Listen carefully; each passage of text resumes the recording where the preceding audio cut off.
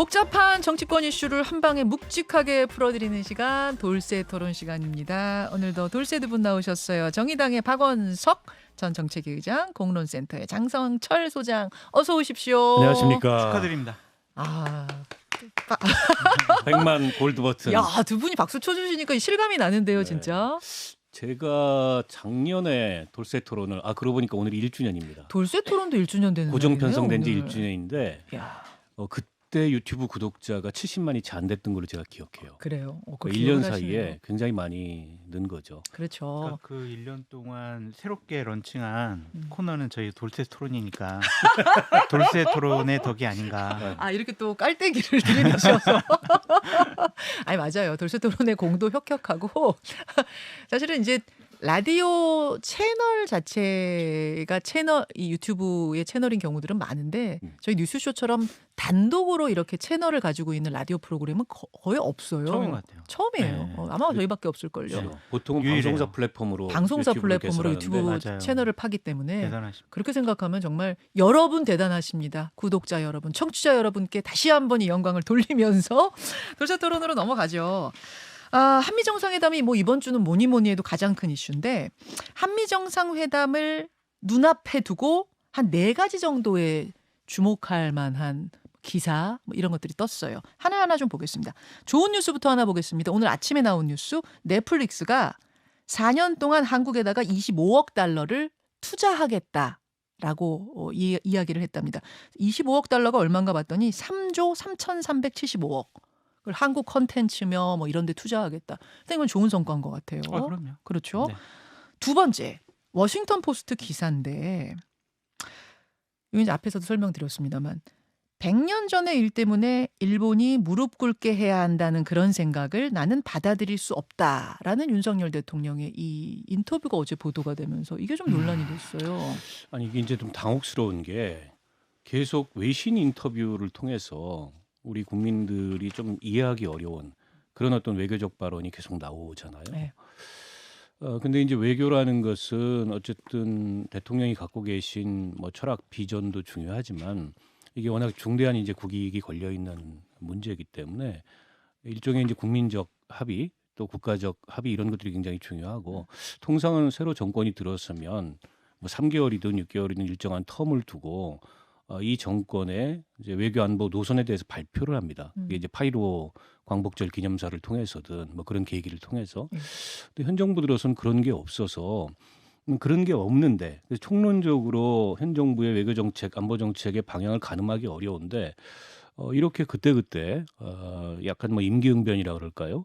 혹은 강론적으로 이런 것들이 터져 나오니까 제가 보기엔 더 당혹스러운 게 아닌가 싶고 이번 발언만 하더라도 가장 이제 문제가 되는 건 우리가 일본에 사과를 요구했지 진심 어린 사과를 요구했지 무릎 꿇리려고 하는 건 아니잖아요. 근데 그 무릎 꿇린다는 표현은 일본 우익들이 주로 그러니까 우리 대한민국의 사과 요구에 대해서 반응하는 이제 그런 용어예요.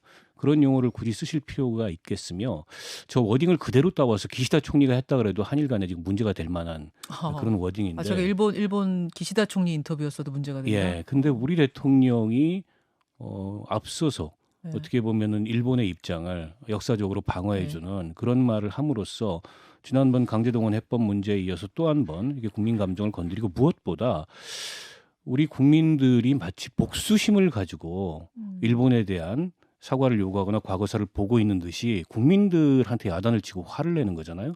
근데 대통령이 어떻게 국민의 역사인식을 바꿀 수 있습니까? 그런 점에서 저는 납득하기가 어렵습니다. 저는 이 무릎을 꿇게 해야 한다는 생각을 나는 받아들일 수 없다라는 이것이 한국 기자들이 워싱턴 포스트의 이 영어를 번역하는 과정에서 무릎 꿇게라고 이렇게 쓴 건가 하고 제가 이제 원문을 찾아보니까 워싱턴 포스트 영어 원문에 실제로 kneel이라는 표현이 네. 예, 들어있더라고요. 그리고 They 뭐 must kneel. 국민의힘에서 주어가 생략됐다고 얘기하는데 아닙니다. 있어요. 그 데이가 원문에 있어요. 보면은 그리고 I can accept 나는 받아들일 수 없다. I can't accept. accept the notion 이렇게 분명하게 나옵니다. 그러게요. 하여튼 뭐 그렇습니다. 굳이 이 발언을 왜 했는가라는 지금 논란이 있는 와중에 이제 저도 한 말씀 한 말씀, 드리면 박원석 의원님께서 하신 말씀에 거의 99% 동의할 수밖에 없다라는 좀 생각이 들고 국민의힘 반응이 저는 더 부적절한 것 같아요. 계속해가지고 잘 읽어봐라. 주어가 없다 이런 식으로 얘기하는 것이 과연 옳은 것이냐라는 좀 생각이 들고 저도 그렇게 얘기를 해서 워싱턴 포스트지를 들어가서 봤어요. 네. 근데 그 인터뷰의 제목 보셨어요 혹시? 제목은 모르겠네요. 그 제목이 기억이 안 뭐냐면 나네요. Ukraine China main focus as South Korea president visit White House예요. 그러니까 대한민국 대통령이 미국을 방문한 것에 가장 주요하게 집중되어 있는 것은 우크라이나와 중국 문제라는 거예요. 그러니까 미국의 조약 그리고 미국 언론들의 생각과 판단은 우리랑 다른 것 같아요. 우리는 가치 동맹, 기술 동맹, 안보 동맹 예. 여기에 집중돼 있지만 미국은 대한민국이 우크라이나와 중국 문제에 있어서 미국의 입장과 함께하기를 바라는 것들이 이 인터뷰의 제목을 통해서 나와 있다고 보여지거든요. 그러니까 이게 뭔가 좀 관점이 좀 달라요. 그래서 이번 정상회담에서 우리가 생각하고 판단하는 그런 여러 가지 국익적인 성과를 과연 이뤄낼 수 있을까라는 좀 걱정이 좀 들더라고요. 그래서 더 많이 챙겨와야 된다. 아직 뭐 시작 안 했으니까요. 네. 정상회담. 그런 좀 바람을 담고 세 번째 주목되는 거는 영국의 파이낸셜 타임스 기사였습니다. 미국이요. 우리나라한테 요청을 했대요. 중국이 곧 미국 반도체 기업의 반도체 판매를 중국 내에서 금지시킬 것 같은데 그렇게 되면은 중국이 이제 반도체 모자르니까 한국 너희한테 이제 아마 살려고 그럴 거다. 그때 못 판다고 해라. 이렇게 요청을 했다라는 기사가 났는데 이건 앞에 국립연구원 교수님하고도 제가 인터뷰를 했습니다만 이런 요구를 실제로 했다면 이건 우리가 받아들이지 않아야 하고 않아도 된다. 이건 동맹 사이에도 할 수 없는 경제적인 사기업에 대한 요구 이런 건 받아들일 수 없다라고 하시더라고요. 그렇죠. 그게 맞겠죠. 그리고 현실적으로 지금 중국에 SK 하이닉스 공장과 네. 삼성 반도체 공장이 있잖아요. 있어요. 그러면 그거 어떻게 해요? 거기서 어떻게 못 가게 그냥 뭐 중국이 예를 들면 봉쇄하고 뭐 예를 들면 그런 것들 하면 어떻게 하냐고요. 그러니까 이런 것들이 미국에서 생산되는 뭐 반도체와 관련해서 반도체 보조금을 받기 위한 미국의 협상 지렛대 전략 그렇게 볼 수도 있는 것이고 또한 반도체를 통한 중국을 견제하고 뭐 첨단 기술 안보 이 문제로 접근하는 것 같은데 참 이러한 난제들을 어떻게 풀어 나가실지 그러니까요. 아니 근데 사실은 이거는 뭐 시장 경제 원리에도 맞지 않는 그렇죠. 미국이 만약 이런 걸 요구했다면 네. 정말 억지스러운 굉장히 반시장적이죠. 자신들의 반도체를 통한 대중국 견제에 대한민국 정부도 아니고 기업도 참여해라 네. 라는 건데 대통령실의 반응이 묘해요.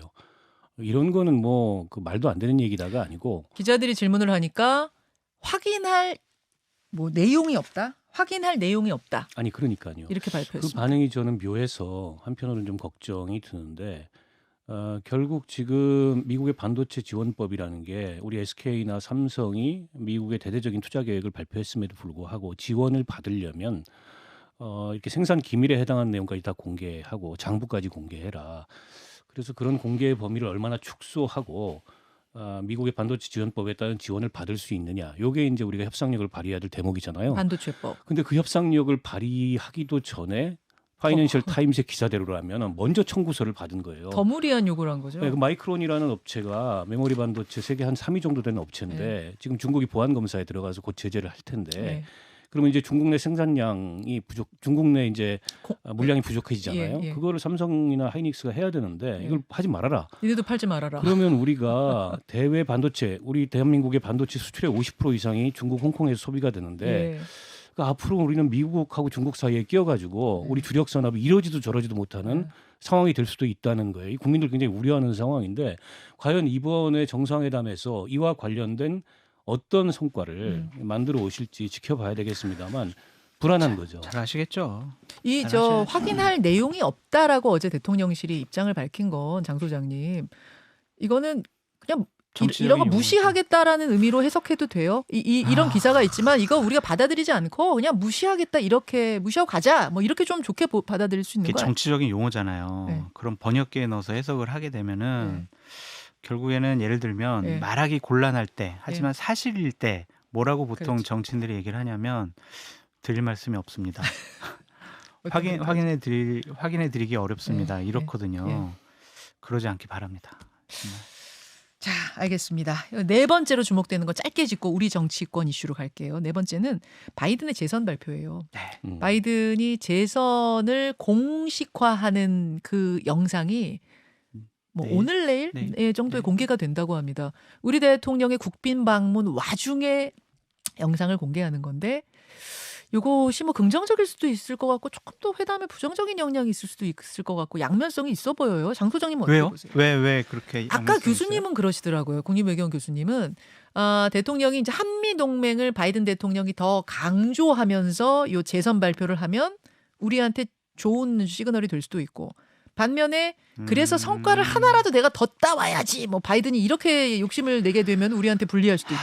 근데 김현정 앵커께서 뭐 모두에 말씀하셨던 것처럼 아직 회담이 진행되지도 않았는데 예. 우리가 원하는 여러 가지 국익적인 상황을 우리가 다 그냥 미국에 맞춰줄 거다라고 우리가 전망을 하거나 그렇게 될 것이다라고 얘기하는 것도 좀 무리가 있어 보여요. 예. 그러한 뭐 미국 측의 의도 잘 파악을 해서 음. 제대로 좀 대통령 협상에 좀 뒷받침했으면 좋겠다라는 생각이 있고 저는 이제 쭉 부탁드리고 싶은 말씀이 뭐냐면 외교에 있어서 뭐 더 전문가들이 잘 뒷받침하시겠지만 얻는 것보다 때로는 잃지 않는 것이 더 중요할 수도 있다. 그렇게 좀 생각이 들어서 이번에 한미 동맹 군사적인 협력 예. 뭐 예를 들면 지금 대통령실에서 가장 강조하는 것은 이번 방미의 가장 중요한 외교적인 성과는 북핵 확장 억제 강화다 이런 식으로 얘기를 하고 있잖아요. 예.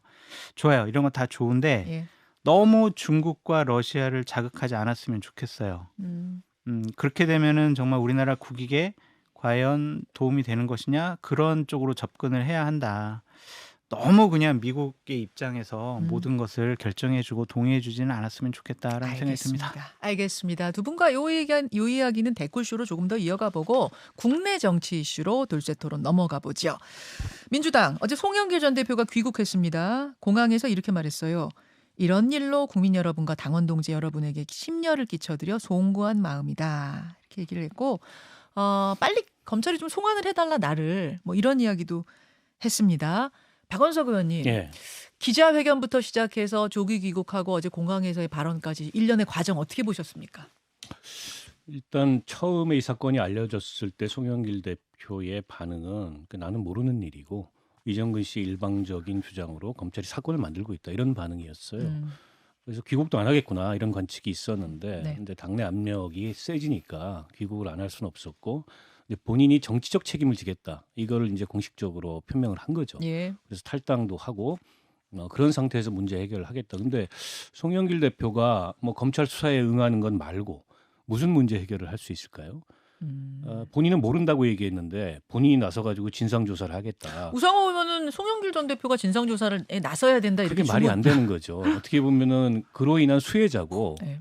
만약 그런 일이 있었다면 가장 감추고 싶은 사람일 텐데 그 사람한테 진상 조사를 맡긴다는 거는 결국에 민주당이 문제를 정면으로 직시할 생각이 없고 이재명 대표는 여기서 빠지고 당은 빠지고 송영길 대표한테 다 이 책임을 물어서 그 고리를 끊겠다 이런 얘기인데 그 송영길 대표가 그걸 진상 조사할 수 있는 적합한 당사자도 아니고 할 수도 없습니다. 본인이 모른다고 했는데 그렇기 때문에 검찰이 언제쯤 소환해서 수사를 어디까지 어떻게 진행할지 지금 뭐 아직 우리가 예단할 수는 없지만 송영길 대표 입장에서는 뭘 능동적으로 할 수 있는 위치는 아니다라고 생각을 하고요. 문제는 예. 그럼 송영길 전 대표가 귀국해서 본인의 정치적 책임을 인정했으니까 이 사안이 끝나는 거냐, 민주당의 위기가 끝나는 거냐, 그건 아니죠. 한숨 돌렸다 이런 분위기가 어제 민주당에 있긴 있었다고 해요. 저는 그건 굉장히 좀 주관적이고 낙관적인 반응인 것 같고요. 여전히 윤관석, 이성만 두 의원 어떡할 거냐. 네. 그리고 아직 확정은 안 됐지만 뭐 10명에서 20명까지 거론되는 현역 의원 이거 잠재적인 폭탄인데 예. 그거 어떻게 그러면 당에서 대응을 할 거냐. 이 문제에서 민주당 지도부가 별다른 지금 대응이 없어요. 어떻게 보면은 시한폭탄이 계속 째깍째깍 돌아가고 있는데 그냥 방치하고 있는 상황인 거죠. 아하. 장 소장님. 저는 무책임하고 비겁하다라고 말씀드릴 수밖에 없습니다. 그러니까 이 사건이 처음 윤관석 의원이나 이성만 의원 압수수색이 진행되고 난 다음에 대략 2주 정도 있다가 기자회견 통해서 저 죄송해요. 잘못했습니다. 저 정치적인 책임질게요. 어떻게? 탈당할게요. 이런 식이잖아요. 예. 근데 전 돈봉투 저는 몰라요. 그럼 뭘 더 이상 책임지겠다라는 건지 어. 전 이해할 수가 없고 빨리 귀국을 했었어야죠. 빨리 입장을 내놨어야 하는데 민주당 내에서 뭐 탈당시켜라, 제명시켜라, 압송을 해라 막 네. 이런 요구가 나오니까 예. 그제서야 기자회견 해가지고 이제 귀국한 건데 너무 무책임해 보인다라고 볼 수밖에 없습니다. 이것 때문에 민주당은 뭐 지지율도 하락을 하고 앞으로 이 사건 때문에 뭐 당을 뭐 바꿔야 되는 거 아니야? 재창당 해야 되는 거 아니야? 이런 정도까지 논의되고 있는 상황에서 나는 몰랐어요 라는 것만으로 모든 책임을 비껴갈 수 있다고 생각하는 것은 너무 낭만적이다. 이 상황이 이재명 대표 체제까지도 흔들 수 있다고 보세요? 아니면 뭐 그전 지지율에 달려 있어요. 지지율? 네, 그러니까 당 지지율과 내년 총선 전망이 안 좋게 나오게 되면은 민주당 간판 바꿔야죠. 간판 바꾸게 되면 당대표도 바꿔야 될 겁니다. 그런데 이 사안과 관련해서 자꾸 또 검찰이 예. 너무 또 정략적으로 어떠한 뭐 민주당이 얘기하는 것처럼 국면 전환용으로 이용한다라는 이미지를 주게 된다면 어허. 그리고 또 어떠한 결정적인 증거가 없다면 이러한 부분 또 그렇게 또 민주당에게 큰 타격이 될까라는 좀 생각이 드는데 그 얘기는 이제 돈 받은 걸로 의심되는 의원들 하나둘 불러서 조사를 할 텐데 네. 거기서 뭔가 결정적인 어디서 받았고 어떻게 받았고 뭐 이런 게 나오느냐 안 나오느냐가 또 중요하다? 제일 중요하죠. 아. 안 받았다고 그래봐요. 그걸 어떻게 입증할 거예요. 녹취록이 있잖아요. 근데 그걸 가지고 실질적으로 이성만 의원이나 네. 아니면 윤관석 의원이 그때 나눈 거는 그런 의미가 아니었고 이런 거예요. 그 돈이 그 돈이 네, 아니에요. 그 뭐 돈이 이렇게. 아니에요. 그냥 뉘앙스가 좀 달라요. 그냥 이거 앞뒤 이렇게 껴 맞춘 거예요. 그리고 나 돈 준 적 없어요. 어. 그렇게 얘기하고 그 뭐 명단 떠돌아다니는 의원들 네. 조사해봤더니 안 받았는데요? 어. 어떻게 입증할 거예요? 현금이 어쨌든 녹취록은 간접 증거고 정황 증거이기 때문에 네. 그걸로 둘 사이에 돈을 현금으로 주고받은 걸 입증하기는 어렵습니다. 때문에 저게 이제 쉬운 수사는 아니라 그래요. 수사를 쉬운 해본 수사는 분들도. 아니다. 근데 이제 문제는 검찰의 수사 범위가 그 정도 선에서 2021년 전당대회 돈봉투 사건에서 그칠 거냐. 일각에서는 이정근 노트가 있다. 예. 거기에는 전 정권들의 비자금 관련된 그런 흐름까지 다 담겨 있다.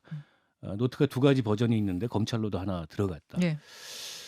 때문에 이게 전 정권 무슨 비자금 내지는 지금 뭐 이재명 대표와 관련된 7인회 뭐 약간 이제 소설 같은 얘기도 있습니다만 그런 걸로 확대될 가능성이 있어요. 그러면 이게 이제 돈봉투 사건에서 그치는 게 아니고 그러니까 이재명 대표 체제에 대해서 걱정하는 건 그런 거잖아요. 이재명 대표가 안고 있는 사법 리스크, 본인의 취약점이 있기 때문에 이 문제에 단호하고 원칙적으로 대응을 못하고 어정쩡하게 대응을 하게 됨으로써 결국에는 민주당이 리스크를 해결하지 못하게 되는 거 아니냐. 근데 만약 이 문제에 대해서 이재명 대표가 본인의 약점이 있긴 하지만 단호하게 대응하지 못한다면 예. 대표직을 더 이상 수행할 수 있겠는가. 이재명 대표 체제로 그러면 이런 문제까지도 단호하게 대응하지 못하고 내년 총선에 총선을 치를 수 있는 체제로 민주당이 정비할 수 있겠는가. 그런 면에서 여러 가지 이제 당내의 갑론을박 설왕설래가 있을 수밖에 없고 일단 1차 분수령은 원내대표 선거가 있습니다. 예. 그 원내대표 선거에서 뭐 누가 당선되느냐, 예. 이렇게 신임 원내대표가 어떤 이제 뭐 원내 대응 방향 등등 해서 갔느냐, 이것도 하나의 분수령이 될 수 있을 것 같고 그러네요. 수사가 어떤 방향으로 어디까지 전개되느냐, 예. 그것도 사실은 그 이재명 대표 체제 지속과 관련돼서 중대한 변수 중에 하나죠. 근데 이재명 당대표가 뭐 잘못한 것은 전 이런 것 같아요. 작년 어쨌든 9월 30일에 이미 정철승 변호사가 네. 이거 피발 안 불 거야. 이거 민주당만 심각성 몰라. 그렇게 얘기를 정철승 했잖아요. 변호사라 하면 이정근 씨 변호사입니다. 그렇죠. 변호인입니다. 그러면 그때 진작 좀 상황 파악을 하고 미리미리 선제적인 조치를 하는 게 좋지 않았겠느냐라는 생각이 들고 어제 같은 경우에 지극히 좀 작은 정치인의 모습을 보여줬어요. 어떤 부분을 보시나요? 기자들이 예. 아니 이거 어떻게 생각하세요? 예. 송영길 대표 뭐 이런 것들이 국민의힘 김연아 전 의원 어떻게 되고 있나요? 이거잖아요. 아하. 자신들이 잘못했잖아요. 지금 민주주의 꽃인 전당대회 선거 과정 중에서 돈 봉투예요. 돈으로 표를 살려고 했다라는 그런 비판을 받고 있는데 그거 국민의힘도 잘못했잖아요. 자기네들 잘못이 그럼 없어져요? 그건 아니잖아요. 저도 저 얘기를 하고 싶었는데 네. 그 전에 전주에 사과했잖아요. 예. 그 사과의 진정성이 어제 그 한마디로 끝난 겁니다. 사과할 생각도 없고 반성할 생각도 없구나. 지금 열받아 있어요. 결국에는 화난 거예요. 지금. 그런데 김연아는요 하면서 지금 물타기를 하는 거고 한 가지 더 김민석 정책위 의장 예. 뭐 또 지난번에 정성호 의원 예. 그다음에 장경태 의원 이런 분들이 나와셔가지고 송영길 대표 참 청빈한 사람이다. 무력이 그리고 없다. 이건 뭐 밥값, 뭐 기름값에 네. 해당하는 거다. 한 끼 밥값도 안 된다. 음. 이거는 관행이다. 음. 이걸 관행으로 만들려고 하는 거예요. 음. 저는 이제 그런 낡은 사고나 그런 낡은 정치 문법이 수용되지도 않을 뿐더러 그런 민주당이라면은 저는 망한다라고 생각합니다. 어떻게 저게 관행일 수 있습니까? 아하. 여전히 돈 선거를 하는 게. 예. 너는 안 했어? 이런 얘기를 지금 사방에다 대고 하고 있는 건데요. 아 그게 그렇게 해석되세요? 아니 그렇게 하는 거죠. 당신들은 안 했어? 당신들은 안 했냐? 떳떳하면 돌을 던져 뭐 이런 의미? 예, 그렇게 이제 자신들의 어떻게 보면 이 잘못을 뭉개고 가려는 그런 식의 프레임을 만들어가고 있는데 저런 정치와 단호하게 결별하지 못하면 민주당 희망이 없다고 생각합니다. 지금 이소영 의원은 전수조사하자 이 돈봉투에 대해서 그렇게 얘기를 하고 있고 신정훈 의원은 의원들이 스스로 자기 고백을 하자. 나 받았다 안 받았다를 각자 외치자. 못해요. 왜냐면은 그렇게 고백을 하는 순간 공천 못 받아요. 그런가요? 공천 주겠어요? 죄송합니다. 저 전당대회 때 송영길 대표 측으로부터 돈 받았습니다. 뭐 홍영표 의원 측으로부터도 뭐 밥값 좀 받았어요.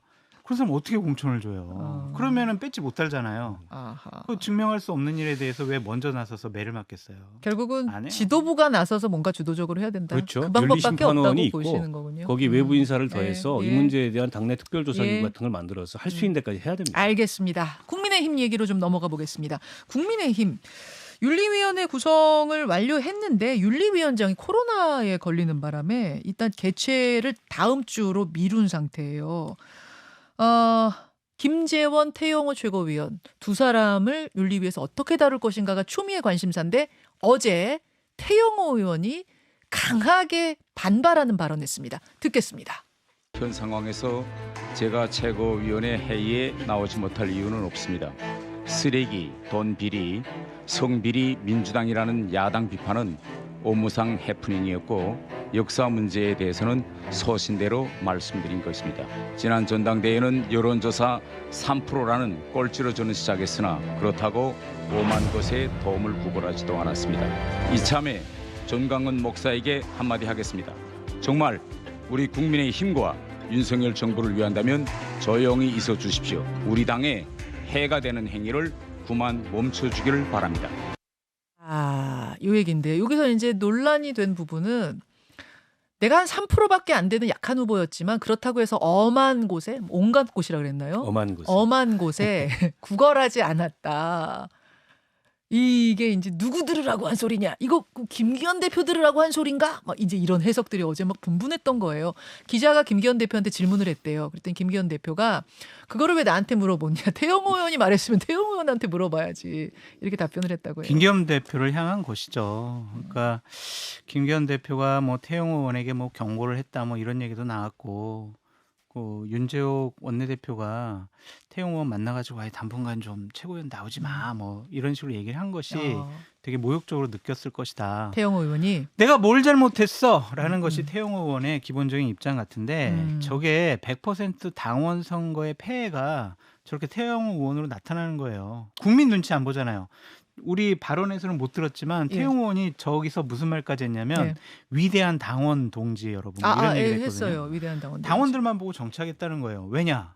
지역구도 좋잖아요. 그러니까 당에서 경선을 해요. 서울 그럼 강남. 당원들 경선을 하잖아요. 네. 물론 선출직은 50% 국민 경선을 같이 하긴 하지만 당원들이 압도적인 지지를 받으면 또 거기서 후보가 될 수 있고 또 좋은 지역구에서 또 당선될 수 있어요. 그러니까 이 제도와 룰에 따라서 본인은 국민 눈치보다는 당원 눈치 보겠다.